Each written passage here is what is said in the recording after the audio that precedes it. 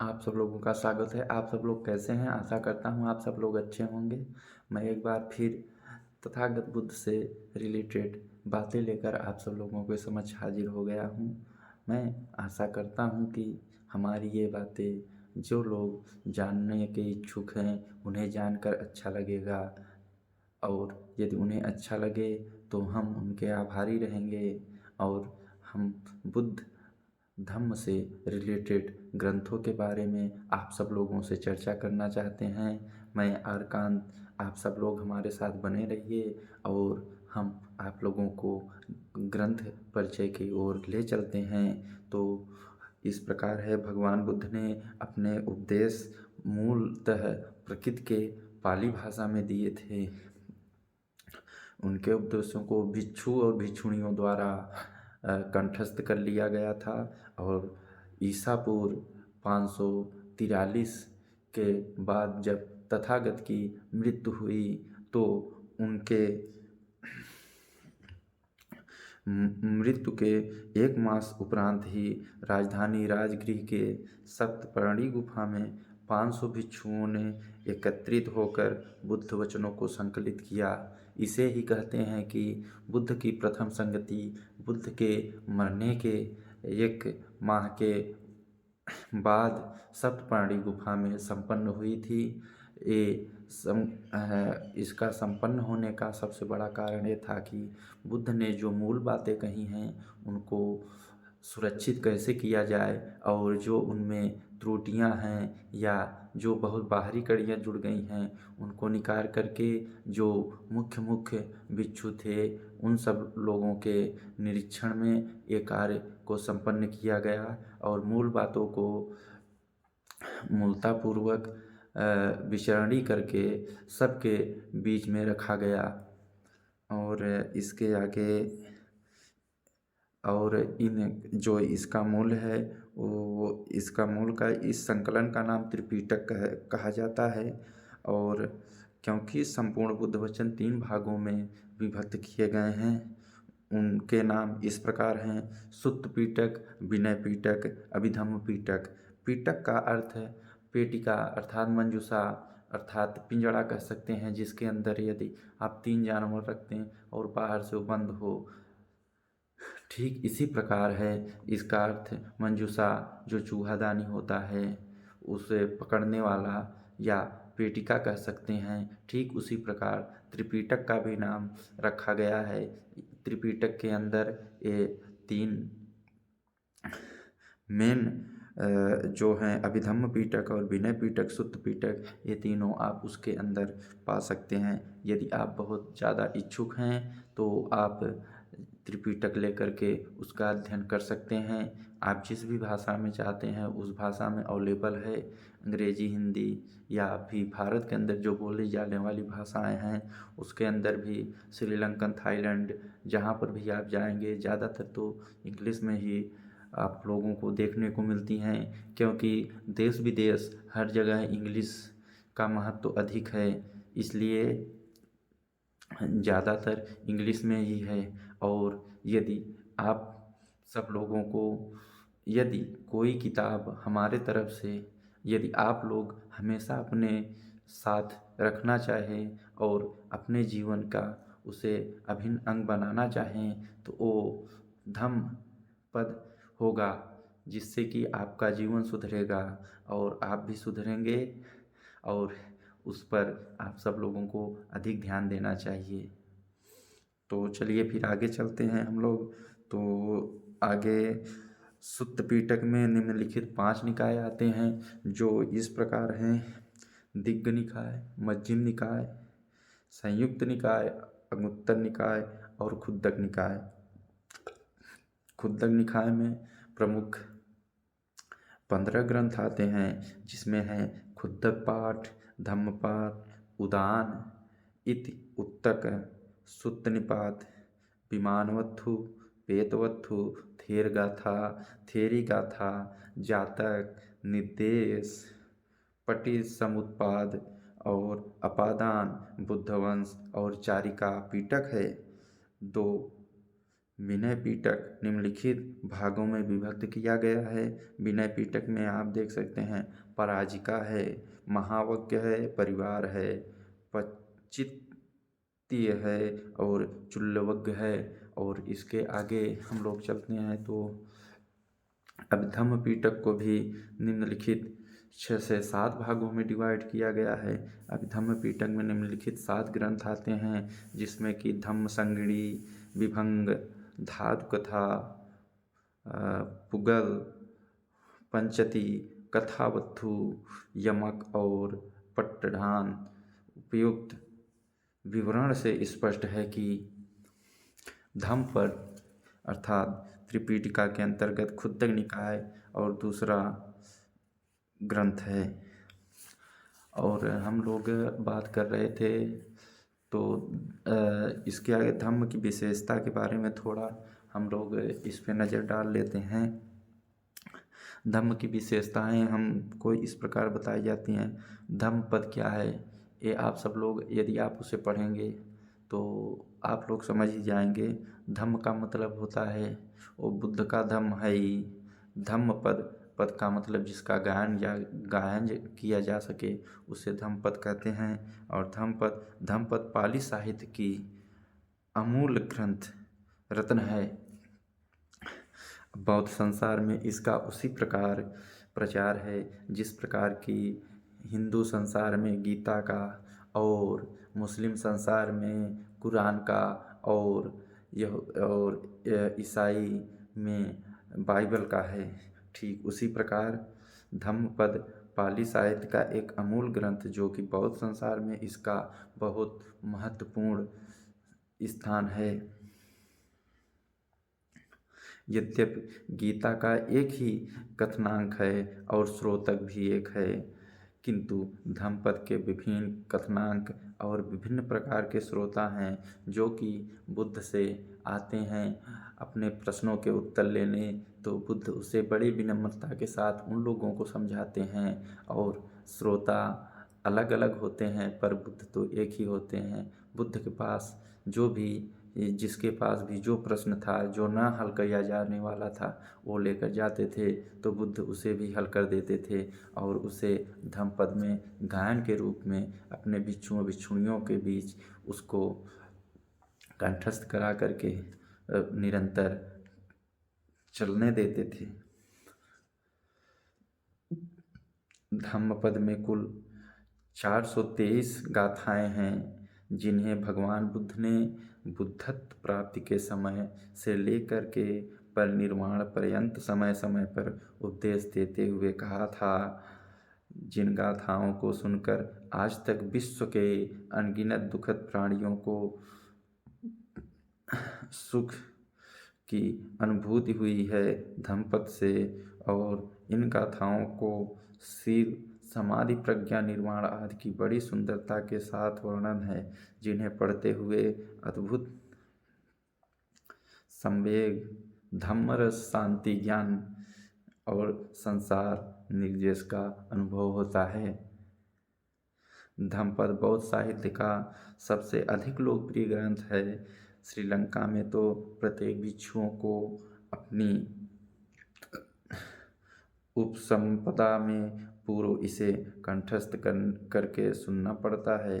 Shri Albert जे Edmund ने धम्मपद के अपने अंग्रेजी अनुवाद में यह भूमिका में लिखा है कि यदि एशिया खंड में कभी किसी अविनाशी ग्रंथ की रचना हुई तो वो है धम्मपद। इन ग्रंथों ने अनेक विचारों के हृदय में चिंतन की आग जलाई है।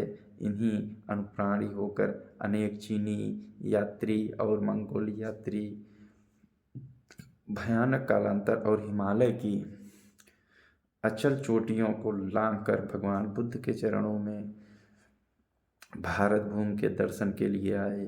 इन्हीं को महाराज अशोक ने, जिन्होंने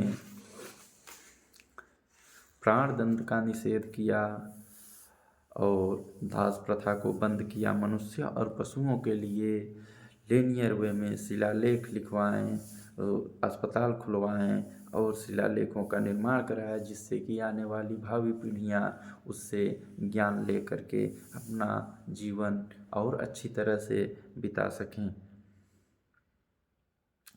आज से 2000 वर्ष से और ईसाइयत की संस्कृति के प्रचार होते रहने पर भी यूरोप और अमेरिका के सभी विद्या मंदिरों में भी कोपेनहेगन के कैम्ब्रिज तक और शिकागो के सेंट पीटर्सबर्ग, लेनिनग्राड तक यह यूरोपियन और अमेरिकन लोगों द्वारा श्रद्धा की दृष्टि से देखी जाती है। पूज्य भंते आनंद कौशल्यायन जी का कथन बिल्कुल ठीक है कि एक पुस्तक को और केवल पुस्तक को जीवन भर साथी बनाने की यदि बात हो तो धम्मपीटक होगा। धम्मपद की गाथाएं सरल और मर्मदर्शी हैं या अन्यासी कंठस्थ हो जाती हैं। धम्मपद 26 वग्गों में बांटा गया है। इसमें से 443 गाथाएं आई हुई हैं, किंतु धम्मपद के अनुसार इनकी संख्या 424 हो जाती है, क्योंकि गाथा संख्या 416 से संबंधित 2 कथाएं हैं। दोनों ही राजगृह के वेणुवन का मतलब होता है कि बांसों का वन अर्थात कलनंद निवास में कही गई थी, जिनमें एक जटिल स्थिविर के संबंध की है और दूसरी ज्योति स्थिविर के संबंध की है। इस प्रकार धम्म में गाथाओं की संख्या मूल रूप से 423 है, किंतु अट्ठकथा के अनुसार 424 मानी जाती है। आज ही विषयक परिस्थितियों में धम्मपद के प्रचार की बहुत बड़ी आवश्यकता है। जितना ही इस प्रचार को आगा बढ़ावा मिलेगा, मानव जगत का कल्याण होगा।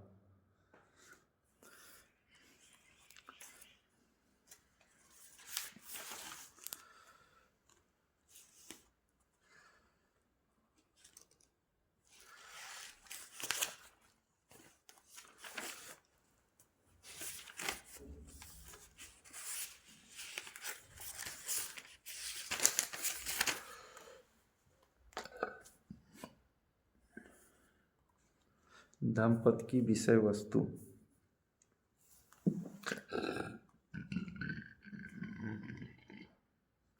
जैसा कि हमने ऊपर कहा है, धम्मपद 26 वग्गों में विभक्त है और प्रत्येक वग का वर्ण विषय भिन्न है।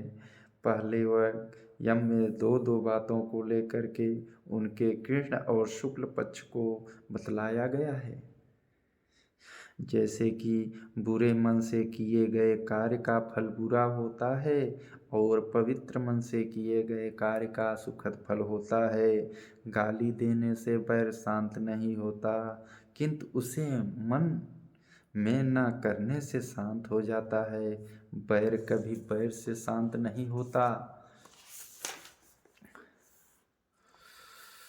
प्रयुक्त बैर मैत्री से ही शांत होता है और यह सदा का नियम है। जो बहुत सी संहिताओं का पाठ करता है किंतु उनके अनुसार आचरण नहीं करता है, वह दूसरों की गव्वे गिनने वाला ग्वाले की भांति, किंतु जो अल्पमात्र भी ग्रंथों का पठन पाठन करता है किंतु बताई गई उनमें सारी बातों को अपने आचरण में उतारता है, वही श्रेष्ठ है। दूसरे अपमाद वग्ग में अप्रमाद को अमृत पद अर्थात निर्माण का पद कहा गया है। कहते हैं कि इस वग्ग की पहली गाथा को ही सुनकर सम्राट अशोक ने धम्मपद को अपना माना था अर्थात अपनाया था, बट यह सही नहीं होगा, अपनाया नहीं था। उनके दादा भी जो उनके पिताजी थे अर्थात चंद्रगुप्त के पुत्र जी थे, वो भी बौद्ध ही थे। और उनके बाद हालांकि उनके क्षेत्र में बौद्ध धर्म का विस्तार था, लेकिन वो उस पर इतना ध्यान नहीं देते थे। और राजा बनने के बाद जब अप्रमादवक का यह गाथा उन्होंने सुनी, तभी उनका मन खटका और उन्होंने धर्म को आगे बढ़ाने के लिए प्रण किया। अप्रमाद से ही इंद्र देवताओं में श्रेष्ठ बना। प्रमाद से ही इंद्र देवताओं में श्रेष्ठ बना। जो प्रमाद नहीं करता है वह निर्वाण के पास पहुंचता हुआ है। इस वग्ग में 12 गाथाएं हैं। तीसरे में है चित्तवग्ग। चित्त की चंचलता और लघुता का वर्णन है। उसका दमन करना चाहिए। दमन किया हुआ चित्त सुखवाह होता है। मिथ्या दृष्टि में लगा हुआ चित्त सबसे बुरा होता है, किंतु सम्यक दृष्टि में लगा हुआ चित्त सबसे श्रेष्ठ होता है। इस वग्ग में 11 गाथाएं हैं। चौथे उपवग्ग में पुष्प चुनने की भांति आध्यात्मिक पुण्य कर्म करने का निर्देश देते हैं। व्यक्ति को चाहिए कि दूसरों के दोषों को न देखते हुए अपने ऊपर अधिक काम करना चाहिए। किंतु यहाँ तो बिल्कुल ही उल्टा होता है। यदि व्यक्ति अपना ही गुण अवगुण ना देख पाए तो वो व्यक्ति कैसा? बुद्ध बताते हैं कि सबसे पहले दूसरों को देखने से पहले हमको अपना ही गुण अवगुण देखना चाहिए। यदि हम सत्य हैं, हम सही हैं, तो हमारा आचरण भी सत्य होगा और सही होगा। जब सही होगा तो हमको दूसरे के ऊपर टिप्पणी करने की कोई बहुत अधिक ज़रूरत नहीं पड़ेगी। अब 5वां है बाल वग्ग में कहा गया है मूर्खों का साथ ना करें, क्योंकि साथ का जो है बहुत बड़ा असर होता है। आप लोग चाहे माने चाहे ना माने, पर साथ का बहुत बड़ा ही होता है असर। मूर्ख वही जो अपने को बुद्धिमान समझता है। यदि मूर्ख जीवन भर भी पंडितों की संगत या सेवा करता है तो भी वह करछुल के दाल के स्वाद को न जानने के समान धर्म नहीं जान पाता है। जो बुरा है दूसरों के अंदर हमेशा बुराइयां देखता है, अपने गुण अवगुण नहीं देखता है। वो जिस प्रकार करछुल हमेशा दाल में ही रहती है, पर करछुल दाल के स्वाद को नहीं जान पाती, ठीक उसी प्रकार बुरे कृत्य में लगा हुआ चित्त भी कितनी भी अच्छी संगति कर ले, पर वो उसे नहीं जान सकता। ये बुद्ध के बाद किसी ने और कही थी, वो थे कबीर। कबीर को हमको पढ़ना चाहिए और कबीर को हमें देखना चाहिए। कबीर ने जो बातें कही हैं, नाप तौल के एक एक बातों को बिल्कुल एकदम स्पष्ट तरीके से हम सबके बीच में रखा है। छठे में है पंडित वग्ग में मेधावी प्रज्ञावान लोगों का वर्णन है। बुरे मित्रों का साथ नहीं करना चाहिए और न नीच पुरुषों का। कल्याणकारी मित्रों का साथ करें और उत्तम पुरुषों का साथ करें। जैसे ठोस पहाड़ हवा से नहीं हिलता, वैसे ही पंडित जन, जो आज के पंडित हैं, उन पंडित की हम बात नहीं करते। पंडित का अर्थ होता है, बुद्ध बताते हैं, वैसे ही पंडित निंदा और प्रशंसा से नहीं टिकते हैं। मैं उसे पंडित कहता हूँ जो अपने गुणों अवगुणों को दूर कर प्रकृति के संग निवास करते हैं, मैं उन्हें पंडित कहता हूँ। जिनके अंदर द्वेष, ईर्ष्या, मोह न हो, मैं उन्हें पंडित कहता हूँ। इस वग्ग में 14 गाथाएं हैं। 7वें अरहंत वग्गों में ज्ञानियों का वर्णन है। गांव हो या जंगल हो, नीचे हो या ऊंचे हो, जहाँ कहीं भी अरहंत लोग विहार करते हैं वह भूमि रमणीय है, किंतु वह अरहंत ही विचरण करते हैं। काम भोगी जन वहाँ नहीं रमण करते हैं, अर्थात पृथ्वी के समान क्षुब्ध नहीं होता। वह इंद्र को के समान अकंप होता है। उसके काय, मन और वचन शांत होते हैं। इस वग्ग में 10 गाथाएं हैं। यदि आप लोग चाहें तो इसे पढ़ सकते हैं। 8वें में है सहस्वग्ग में 1000 की उपमा से उपदेश दिए गए हैं। उपदेश दिए गए हैं। लड़ाई के मैदान में हजारों मनुष्यों को जीतने से स्वयं को जीतना बुद्ध श्रेष्ठ बताते हैं। आप हजारों के ऊपर विजय पालें, माने वो नहीं रखता है, माने यह रखता है कि आप खुद के ऊपर विजय पालें।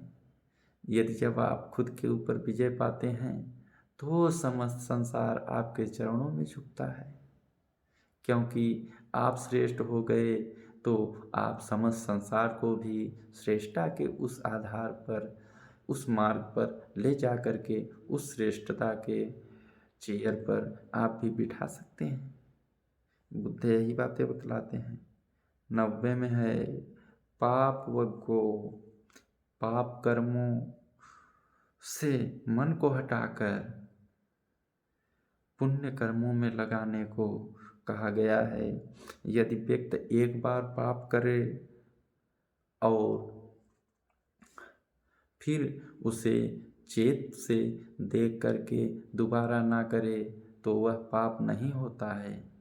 यदि एक बार पाप करने पर उसे बार बार दोहराया जाए तो वो पाप होता है। बार बार ना करे। यदि व्यक्ति पुण्य करे तो उसे बार बार करे, क्योंकि पुण्य सुखद है। सुखद का ही नाम है। जो शुद्ध व्यक्ति पर दोष लगाता है वह उसी पर वैसे ही आ पड़ता है जैसे कि सूक्ष्म धूल हवा के आने के रुख से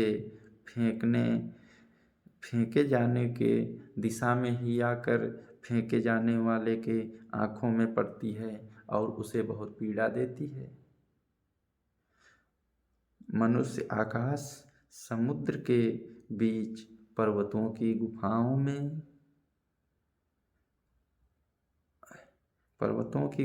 में भी जाकर पाप कर्म से नहीं छूट सकता, और ना तो वो उन स्थानों में जाकर छिपने से मृत्यु से बच सकता है। इस वग्ग में 13 गाथाएं हैं। बुद्ध कितनी सरल बातें बताते हैं जो हम जैसे लोगों को समझ में नहीं आती हैं, पर यदि थोड़ा सा भी ध्यान दिया जाए तो हम इसे समझ सकते हैं। इतनी सारी सरल सरल बातें जो कि हमारे जीवन में इतनी उपयोगी हैं, हम उन्हें क्यों नहीं समझ पाते? ये हमारी अज्ञानता नहीं तो क्या है? यदि जीवन में सुख शांति आपको सत्य में चाहिए तो आपको बुद्ध को जानना चाहिए। आपको ही नहीं, सबको जानना चाहिए। आप भी जानें और उनकी बताई हुई मार्गों पर चल करके अपने मन को शांत और सुगम बनाइए, और राहों में जो मिले उन्हें भी मुक्ति का वह मार्ग अवश्य बताएं। आप सब लोग हमें सुन रहे हैं, इसलिए आप सब लोगों को आभार प्रकट करता हूँ। बस थोड़ी बातें और बची हैं, इसके बाद फिर हम अपनी बातों को विराम देते हैं। तो हम इसके आगे वाले में 10वें वर्ग में चलते हैं। दंड वर्ग में कहा गया है कि सभी दंड से डरते हैं। जिस प्रकार आप अपने जान को लेकर के बहुत डरते हैं, आप जीवित रहना चाहते हैं, आप मरना नहीं चाहते हैं, उसी प्रकार हमें बुद्ध बताते हैं कि संसार में विचरण करने वाले प्रत्येक जीव सभी जीना चाहते हैं, आप उन्हें क्यों मारते हैं? यह हम सब लोगों के समझ में क्यों नहीं आता? यदि हमें चोट लगती है तो दर्द होता है, तो फिर जो अन्य जीव हैं उन्हें भी तो दर्द होता है। इसीलिए बुद्ध की यह बातें बहुत मायने रखती हैं कि दूसरों को बुरा भला कहने से अच्छा है कि खुद को बुरा भला कहें और खुद के दोषों को दूर हटाएं। ठीक उसी प्रकार से यदि जिस प्रकार आपको भय लगता है इस संसार से जाने के लिए और कोई यदि आपको मारे तो आपको कष्ट होता है, ठीक उसी प्रकार से इस संसार में जितने भी जीव हैं सभी जीना चाहते हैं और आप भी जीना चाहते हैं। इसलिए किसी को हानि ना पहुँचाए और सबको सम्मत बना करके जीवन को जिया जा सकता है। फिर आगे बताते हैं, सभी प्राणी इस संसार में सुख चाहते हैं। आपको एक उदाहरण के आधार पर मैं बताऊं कि यदि एक चोर होगा तो कभी नहीं चाहेगा कि हमारा बच्चा भी चोर हो, क्योंकि वह उन कष्टों को जानता है जो उसे उस चोरी करने के दौरान मिलते हैं। वो कभी नहीं चाहेगा कि हमारा बच्चा भी चल कर के चोर बने, वो चाहेगा कि वह एक अच्छा इंसान बने। सभी चाहते हैं, कितना भी बुरा इंसान हो वो ज़रूर चाहता है कि हमारे बच्चे अच्छे इंसान बने, पर वो नहीं बन पाता। इसीलिए बुद्ध की इन बातों को हमें सदा याद रखने की ज़रूरत है कि व्यक्ति को अपने ही गुण और दोषों को दूर हटाने के लिए कार्य करना चाहिए। आप हजारों लोगों को जीत लेते हैं, यह माने नहीं रखता। यह बार बार हम आप सब लोगों को बता रहे हैं कि यह माने नहीं रखता। माने यह रखता है कि आप दूसरों को जीतने से पहले खुद को जीत लें। यदि आपने खुद को जीत लिया तो यह समझो कि समस्त संसार को जीत लिया। फिर आपको दुख ना तो हरा सकता है, ना तो धूप जला सकती है, और ना तो हवा उड़ा सकती है, ना तो पानी डुबो सकता है। यह सारी बातें हैं जो कि बड़ी सरल बातें हैं। बस कुछ थोड़े वक्त और बचे हैं, उनके बारे में भी हम चर्चा कर लेते हैं। अभी आधा घंटा होने वाला भी है, यह वीडियो ख़त्म करते हैं।